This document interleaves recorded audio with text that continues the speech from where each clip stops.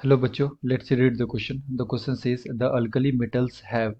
Option A में दे रखा है हाईएस्ट आयोनाइजेशन एनर्जी, बी में दे रखा है लार्जेस्ट एटॉमिक रेडियाई, सी में दे रखा है हाईएस्ट डेंसिटी एंड डी में दे रखा है highest electronegativity.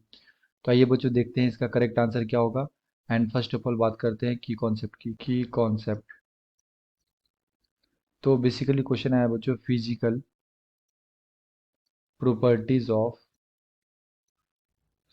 Properties of alkali metal alkali metals. And in modern periodic table इसके अंदर जो हमारा अल्कली मेटल्स होता है बच्चों, ये ग्रुप नंबर फर्स्ट के अंदर प्रेजेंट होता है। Like lithium, sodium, potassium, rubidium, caesium. Okay, तो ये हमारे क्या होते हैं? ये होते हैं हमारे अल्कली मेटल्स।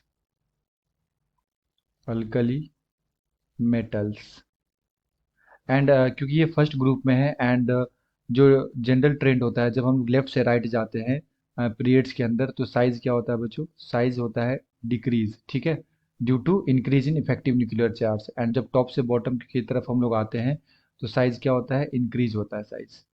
तो जो हमारा अल्कली मेटल है ये फर्स्ट ग्रुप के अंदर है, तो इसका जो साइज होता है ये सबसे ज़्यादा होता है as compared to other elements. Okay, तो यहाँ पे अगर देखा जाए तो ऑप्शन नंबर बी में दे रखा है largest atomic size. So the appropriate answer is option number B. Option A में दे रखा है highest ionisation energy.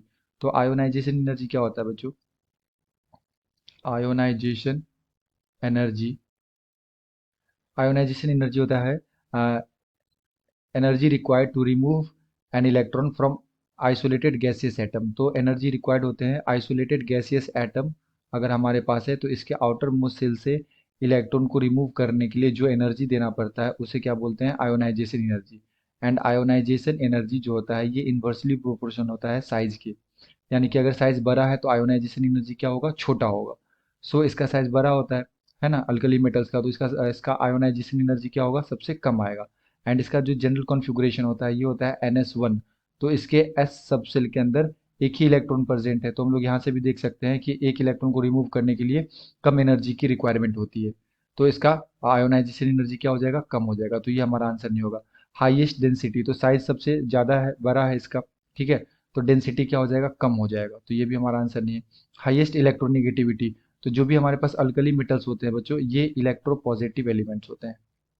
Electro positive elements. और इलेक्ट्रोपॉजिटिव एलिमेंट्स किसे बोलते हैं हम लोग? जिसका टेंडेंसी होता है इलेक्ट्रॉन को लूज करने का। तो ये क्या करता है? एक इलेक्ट्रॉन इसके आउटर मोस्ट शेल में है, तो इसका टेंडेंसी क्या होता है? इलेक्ट्रॉन को लूज करने का, ताकि ये नियरेस्ट नोबल गैस का कॉन्फ़िगरेशन क्या कर सके? अचीव कर सके और खुद को स्टेबल कर सके। तो ये किस नेचर के होते हैं? इलेक्ट्रोपॉजिटिव नेचर के होते हैं। तो ये भी हमारा आंसर नहीं होगा। Okay, so the appropriate answer is option number B. And I hope you will be understood it well. Best of luck. Thank you.